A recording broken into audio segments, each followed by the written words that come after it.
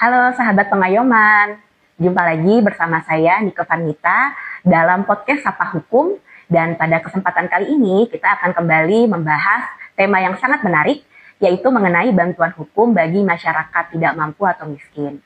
Dalam podcast ini saya tidak sendirian karena juga ditemani oleh dua narasumber saya yang luar biasa. Yang pertama ada Bapak Dr. Ahmadi MH, beliau adalah dosen Fakultas Hukum di Universitas Muhammadiyah Palangkaraya dan juga seorang paralegal di Posbankum Aisyah Kalimantan Tengah. Juga tak lupa narasumber yang kedua ada Mas Musa Ansari, beliau merupakan penyuluh hukum di kantor wilayah Kementerian Hukum Kalimantan Tengah. Nah, kita langsung aja ya Pak, Mas, membahas mengenai bantuan hukum. Seringkali saya juga pun awam nih sebenarnya tentang bantuan hukum itu seperti apa sih, karena kan kita tuh biasanya taunya kalau untuk hukum itu kita mesti bayar jasa lawyer yang bisa saja tidak terjangkau untuk semua kalangan. Boleh dijelasin ke sahabat-sahabat pengayoman semuanya apa itu bantuan hukum? Boleh Pak, dari Pak Ahmadi. Iya, terima kasih.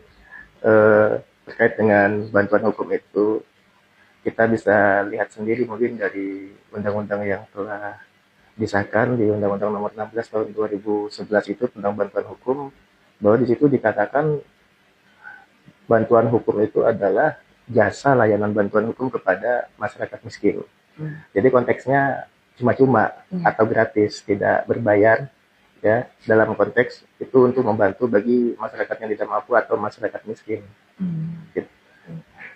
Ya, ini kan kalau bantuan hukum itu kan dia sifatnya umum ya. Jadi ada bantuan hukum yang tadi kata Mbak Nike itu jasa lawyer ya, kayak Onun Paris kan, itu kan bantuan hukum kan dia kan, dia jasa pengacara, advokat seperti itu. Nah itu kan berbayar. Nah pemerintah itu punya program itu namanya bantuan hukum sesuai Undang-Undang Nomor 16 2011. Nah fokusnya adalah untuk masyarakat tidak mampu atau miskin, ya kan? Nah kenapa ada program itu? Itu untuk melindungi hak masyarakat. Kan negara itu punya kewajiban untuk melindungi hak masyarakat ya. Salah satunya adalah akses terhadap keadilan. Nah melalui program bantuan hukum ini negara melindungi hak hukumnya masyarakat.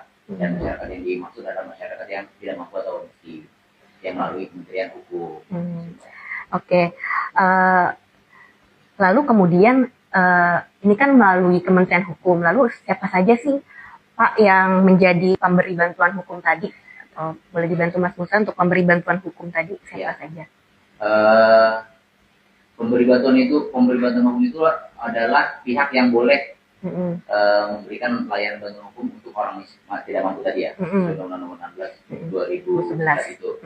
Nah, tidak semua organisasi bantuan hukum ya bisa memberikan layanan itu, layanan sesuai dengan program yang Kementerian Hukum itu. Hanya organisasi bantuan hukum yang sudah terverifikasi dan terakreditasi di Kementerian Hukum. Oke. Ya. Berarti bagaimana nih caranya supaya lembaga bantuan hukum tadi bisa terakreditasi dan terverifikasi? Ya, caranya adalah lembaga bantuan hukum itu melakukan pendaftaran. Pendaftarannya itu di Kementerian Hukum di masing-masing provinsi. Ya, melalui aplikasi namanya Sitlan Hukum. Kalau namanya LBH di luar sana yang belum terakreditasi di Kementerian Hukum, tahun depan itu ada pembukaan verifikasi dan akreditasi. Karena verifikasi dan akreditasi itu dilakukan 3 tahun sekali. Nah di tahun depan itu ada pembukaan, jadi LBH yang belum terakreditasi bisa mendaftar di website sitbankum.bphn.go.id ya, dengan melampirkan yang pasti itu adalah dokumen legalitas dari badan hukumnya. Badan hukumnya hanya 2 yang diperbolehkan, yaitu yayasan dan perkumpulan. Melampirkan dokumen legalitas itu akta pendirian, yang pasti kalau dia punya akta pendirian dia harus memiliki pengesahan akta pendiriannya melalui SK dari Kementerian Hukum. Ya. Setelah itu dia harus punya juga NPWP atas nama organisasi bantuan hukumnya, dia punya nomor rekening atas nama organisasi bantuan hukumnya, punya advokat minimal 1, punya pengurus minimal ada ketua, ada bendahara, ada sekretaris, dan juga harus memiliki tenaga administrasi. Selain itu dia juga harus punya bukti penguasaan kantor. Karena nggak mungkin kan ada LBH nggak ada kantornya kan, kita mau cari di mana nanti kan? Karena itu dia harus memiliki bukti penguasaan dari kantornya. Serta yang terakhir ini paling penting juga, dia juga harus punya bukti melaksanakan bantuan hukum cuma-cuma kepada masyarakat tidak mampu. Untuk yang litigasi itu 10 setahun, untuk jangka waktu 3 tahun berarti 30 tuh. Jadi besok di tahun 2027 kalau ada LBH yang mau daftar, dia ngumpulin 30 bukti pendampingan layanan litigasi kepada masyarakat tidak mampu. Ditambah dengan 3 layanan non litigasi. 3 layanan non litigasi per tahun. Jadi 9 harus dikumpulkan di tahun 2027. Nah, itu nanti didaftarkan melalui aplikasi tadi itu. Oh, berarti bisa kita bilang meskipun ini gratis, tapi sebenarnya tidak semudah itu untuk terverifikasi gitu ya, Mas ya? Betul. Oh. Tidak semudah itu, bahkan di Kalteng cuma ada 11 loh. Oh, cuma ada 11 ya? 11, cuman ada 11 organisasi bantuan hukum yang sudah terverifikasi di Kalimantan Tengah. Oh. Di Palangkaraya itu ada 4. Ada 4 itu, satu Posbank Aisyah, beliau. Terus ada DPT Pradi Palangkaraya, ada Sahabat Hukum, ada Pendagang Hukum Rakyat Indonesia, terus di Kapos ada 1, Mustika Bangsa, di Barito Selatan ada 1, Barito Terbit, terus di Barito Utara ada 1, namanya Pijar Barito. Kita ke arah Kota Waringin Timur ada 3, yang pertama ada Eka Hapakat, terus ada 2, yang kedua ada SPIH, Habar Gunung Sampit, ada Sahabat Hukum Bahalap, dan yang terakhir di Kota Waringin Barat, 1, namanya Mitra Hukum Bersatu. Jadi ada 11 saja. Jadi nggak semua organisasi bantuan hukum itu bisa langsung melaksanakan program ini, harus verifikasi tadi dan harus disetujui juga ada kelulusan. Oh iya, baik. Ini kan Pak Ahmadi kan juga sebagai salah seorang paralegal ya Pak di Posbankum Aisyah Kalimantan Tengah yang sudah terverifikasi oleh Kementerian Hukum. Boleh tahu Pak, untuk bantuan hukum yang diberikan itu seperti apa ya Pak biasanya yang sudah dijalankan untuk Posbankum Aisyah? Ya, kami di Posbankum Aisyah itu sering menangani 2 model seperti litigasi dan non litigasi, yang pada prinsipnya semua tidak berbiaya atau cuma-cuma atau gratis bagi masyarakat miskin.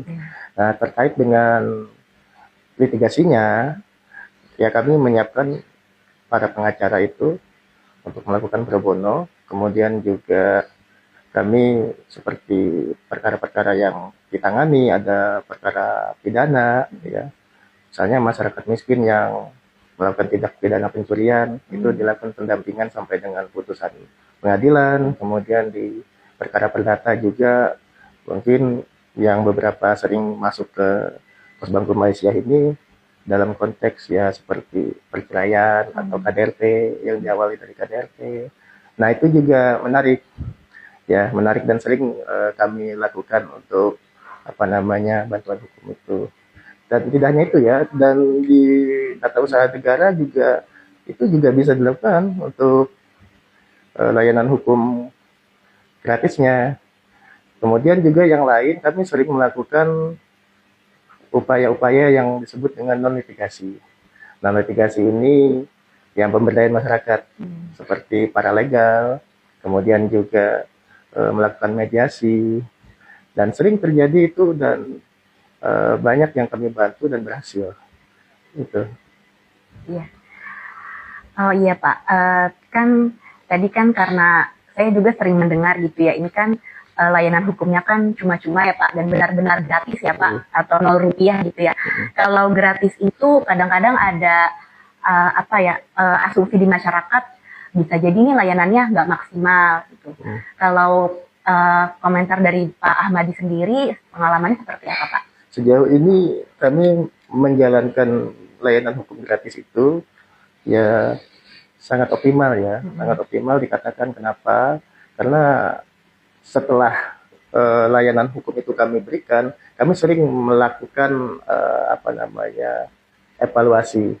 Bahkan selain itu juga kami sering menanyakan kepada masyarakat yang kami beri bantuan, bagaimana hasil dari layanan kami. Mereka hampir rata-rata mengatakan memuaskan, sangat membantu.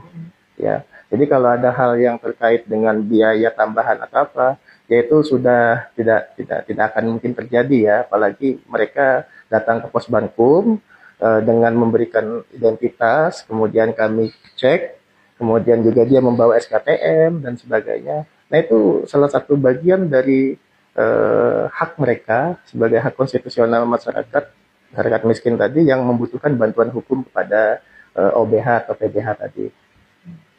Iya, saya juga sering dengar tuh. Kan saya sering penyuluhan terkait bantuan hukum.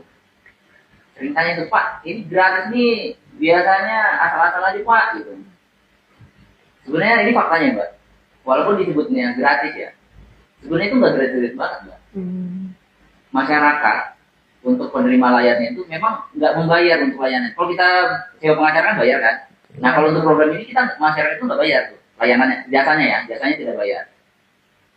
Nah tapi sebenarnya negara bayar.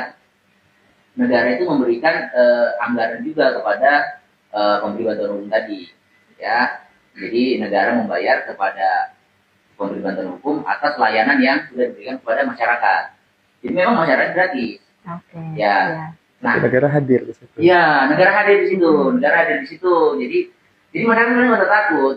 Bukan gratis juga sebenarnya, karena dibayar. Sama kayak kalau misalnya kita dari APBN. Iya, dari APBN. Masyarakat misalnya menyewa jasa pemberian AC misalnya, itu bayar kan? Nah, masyarakat itu kan kalau misalnya nggak puas sama hasil pemberian AC-nya, bisa komplain nggak? Bisa. Nah, sama juga dengan program ini. Ini kan jasa juga, jasa hukum. Dibayar juga oleh negara. Nah, apabila masyarakat merasa tidak puas, bisa komplain juga. Langsung ke LBH-nya bisa, ya, bisa ke Kementerian Hukum bisa. Dan begini Mbak, kami itu juga sering wawancara ke penerima layanan bantuan hukum. Terutama yang layanan bantuan hukum pidana, ya, litigasi yang pidana ya. Karena kan mereka ada ditempatkan di lapas dan rutan. Kan? Kami per triwulan itu pasti monitoring dan evaluasi. Kami wawancara juga satu penerima. Pak, benar nggak menerima layanan bantuan hukum dari LBH ini? Oh iya betul. Gimana Pak? Menurut Bapak bagus nggak?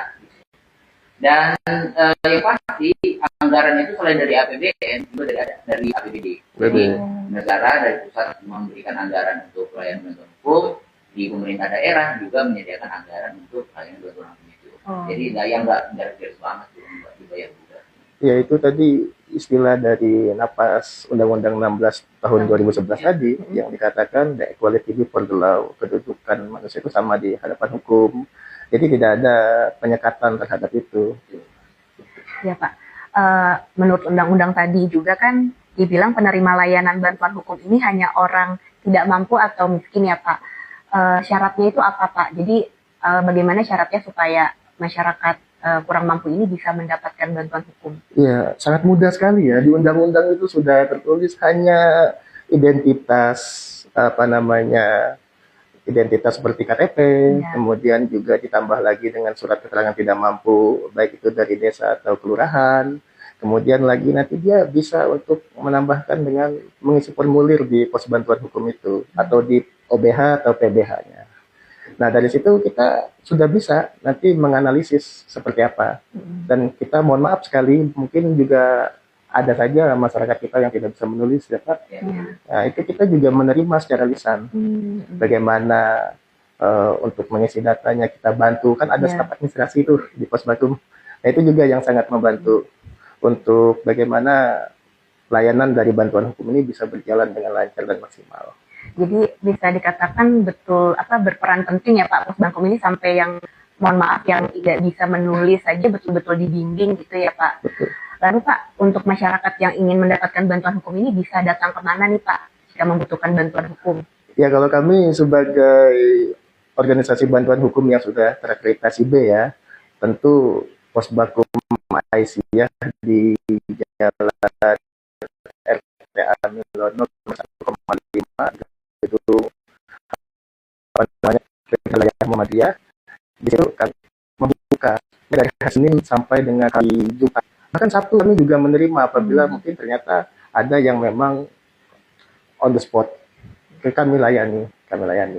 Nah, di situ kami memang menargetkan bahwa OBH yang kami jalankan ini, organisasi bantuan hukum ini kedepannya harus bisa memberikan manfaat yang lebih luas lagi pada masyarakat.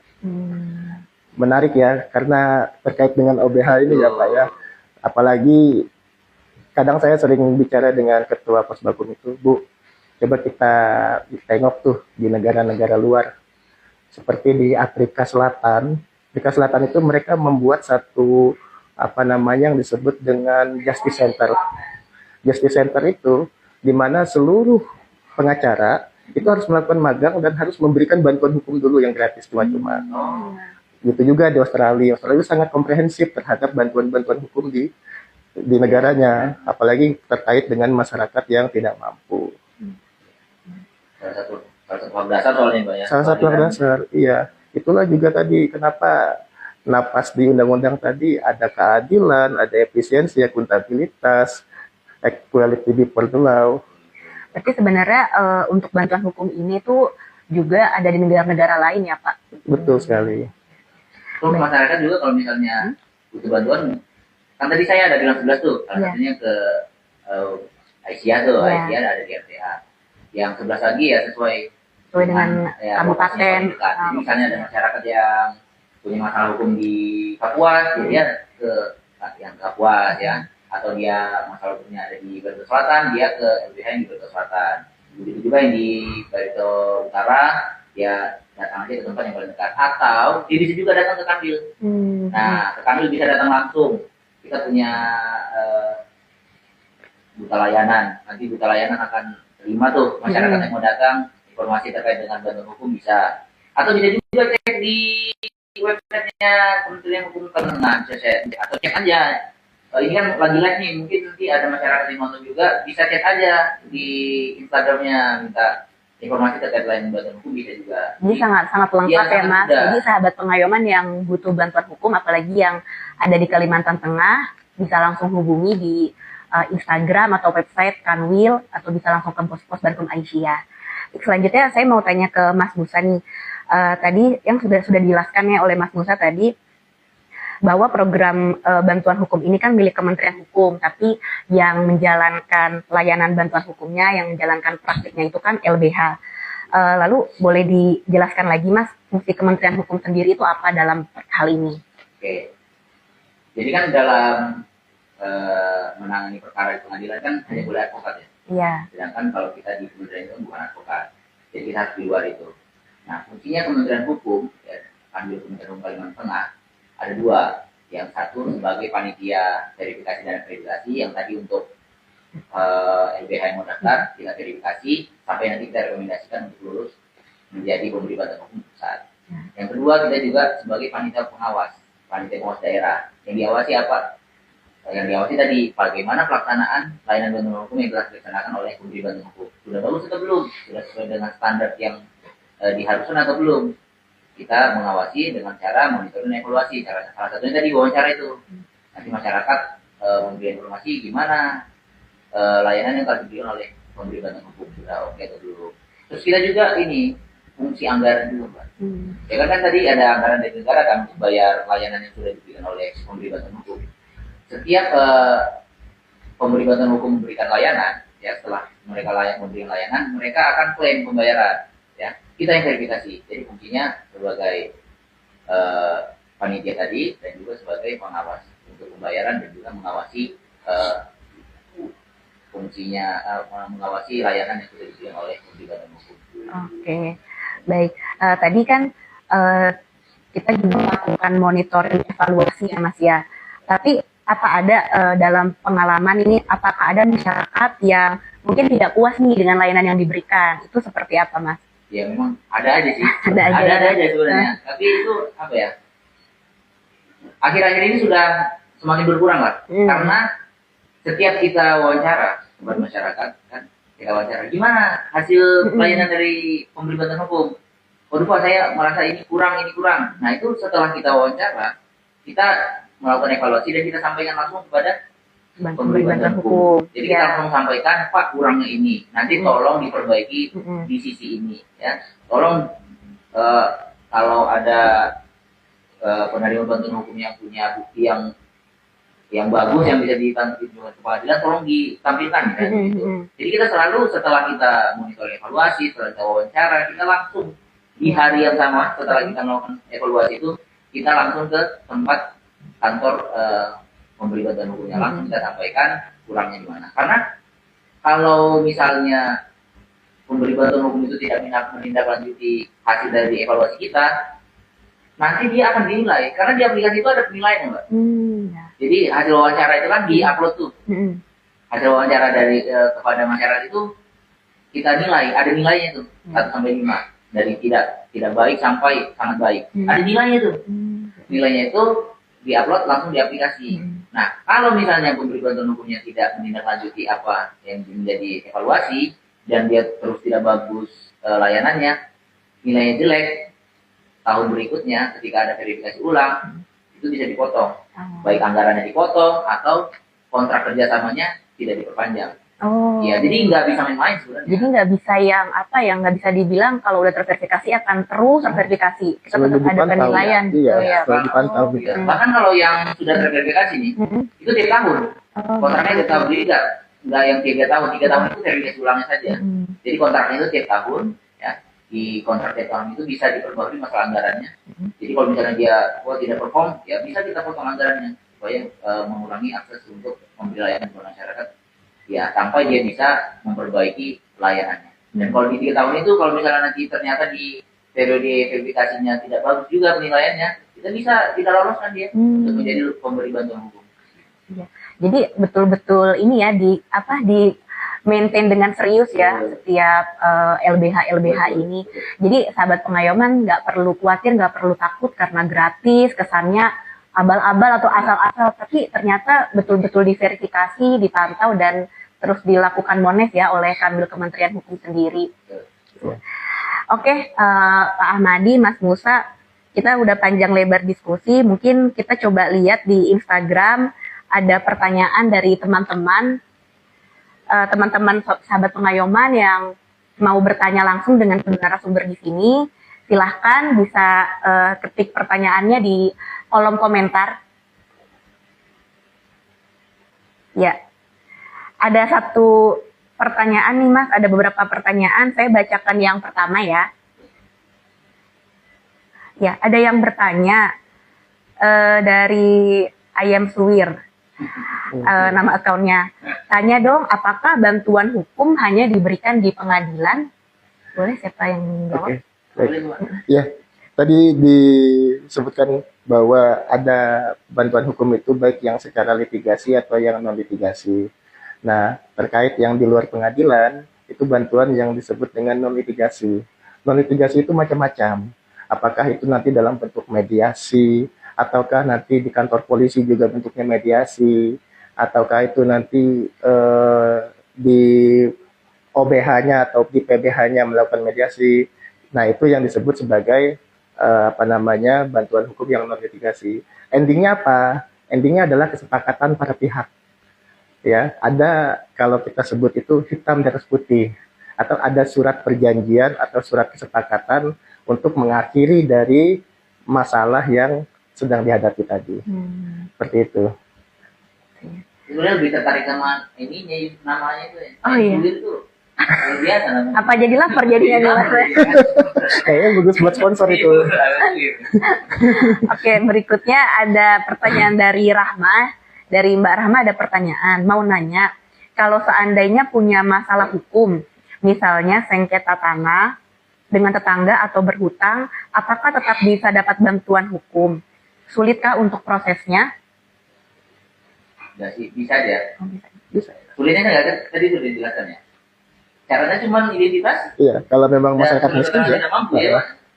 Jadi bisa. Jadi caranya cuma itu saja. Datang. Mengisi formulir. Datang ke pos batu. Datang ke pemberi bantuan hukumnya, bisa ke Aisyah atau ke pemberi bantuan hukum yang terdekat di tempat Mbak Rahma berada ya, Mbak Rahma. Berada di mana, jadi datang aja ke LBH terdekat. Kalau misalnya masih ragu, datang aja ke Kanwil. Ya, nanti diarahkan. Ya, nanti diarahkan ke PBH mana yang akan menangani. Sesuai wilayah ya? Iya, sesuai wilayah. Iya. Oke. Semoga tadi akun Ayam Suwir dan Mbak Rama puas ya dengan jawabannya. Nanti kalau misalnya ada pertanyaan lagi bisa langsung tanya di Instagram Kanwil Kemenkum Kalteng. Next ada pertanyaan dari David. Mau nanya Min, kalau pemberi bantuan hukumnya minta biaya tambahan ke kita, apa yang harus kita lakukan? Nah, mungkin boleh dibantu Pak Ahmadi. Kalau pemberi bantuan hukumnya minta biaya, sejauh ini saya belum menemukan ya kalau pemberi bantuan minta biaya. Tapi kalau oknum mungkin ada. Ya alih-alih uang transport lah, alih-alih apalah. Nah kalau ketemu yang model oknum begitu, segera lapor ke PBH.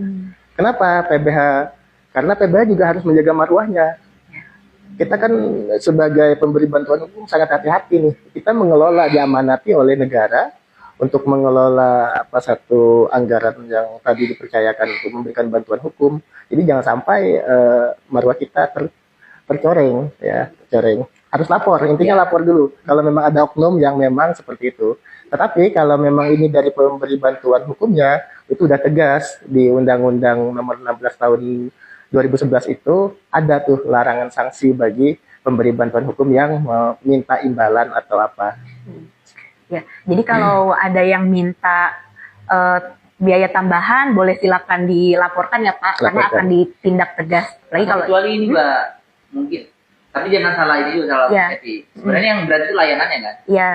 Nah, ada di perkara perdata itu ada namanya panjar perkara. Nah, itu tidak dibayar negara. Nah, itu mungkin ya kalau mungkin nanti dimintanya itu, ya itu memang dibayar karena kalau kita melakukan gugatan ke pengadilan itu bayar, gugatan itu bayar. Nah, kalau itu memang tidak dibayar negara, tapi layanan dari advokatnya, dari pendampingan gugatan sampai putusan itu gratis. Ya. Nah, dan nggak boleh sama satu rupiah pun nggak boleh memberikan kepada pemberi bantuan hukum. Kalau misalnya dia minta, nanti kan kami verifikasi tuh, kami kami monitoring evaluasi, kami wawancara, nanti sampaikan saja Pak, ada terima. Karena di salah satu gojekan itu ada pertanyaan, apakah melakukan pembayaran kepada PBH? Itu kuesionernya setelah layanan. Oh, setelah layanan. Jadi setiap yang memakai layanan ini, setiap di akhir layanannya pasti akan mengisi kuesioner ya, Mas. Oke, semoga terjawab ya untuk Mas David. Nextnya nih Pak, ada pertanyaan. Sepertinya ini pertanyaan terakhir ya. Kalau ada pertanyaan lain lagi, silahkan. Ini saya bacakan pertanyaan dari Mbak Kiki. Izin bertanya, Min. Bagaimana kalau yang meminta bantuan hukum tidak bisa membuat permohonan tertulis? Mungkin boleh dibantu Pak Ahmadi. Oke. Ya, tadi sudah sempat saya sampaikan sedikit tadi, bahwa kalau tidak bisa melakukan secara tertulis, itu bisa dibantu secara lisan, dan nanti ada staf administrasi di OBH tadi, yang nanti untuk melakukan penulisan atau menuliskan bagaimana sih kronologi awalnya. Bagaimana sih Anda bisa datang ke sini dengan masalah yang ingin Anda sampaikan untuk melakukan satu bantuan hukum. Seperti itu, Kak. Pak, ini coba saya mau tanya, Pak. Ada nggak, Pak, perkara ini yang menggunakan bantuan hukum tuh yang kira-kira cukup lama, memakan waktu berapa lama, Pak, yang paling lama pernah ditangani, Pak?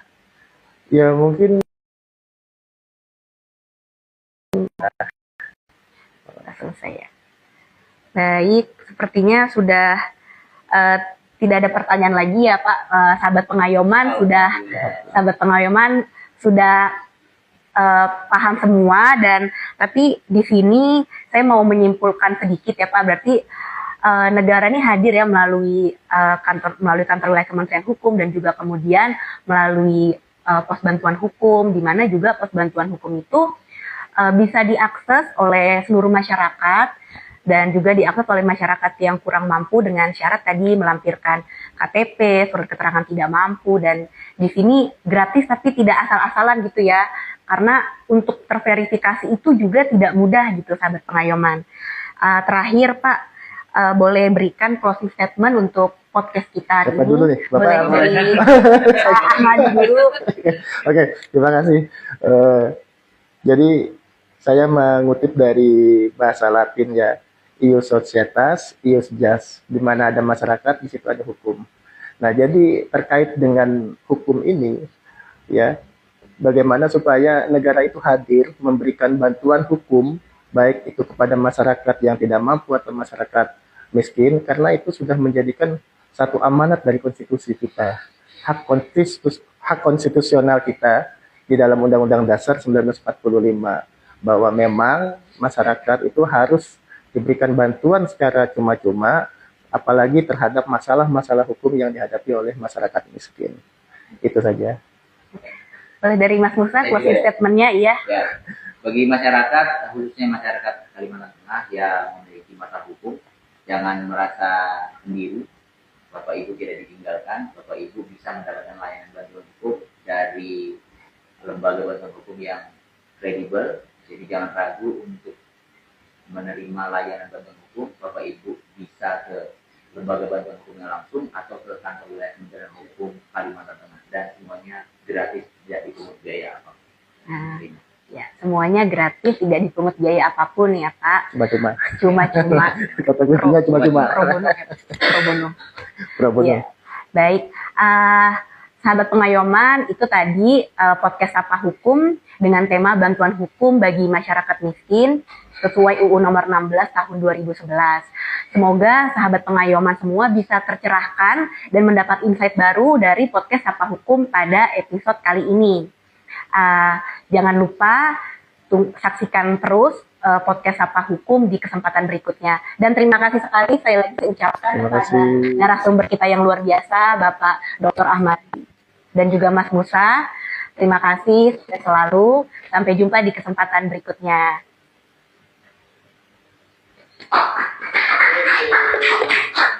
Terima kasih Bapak.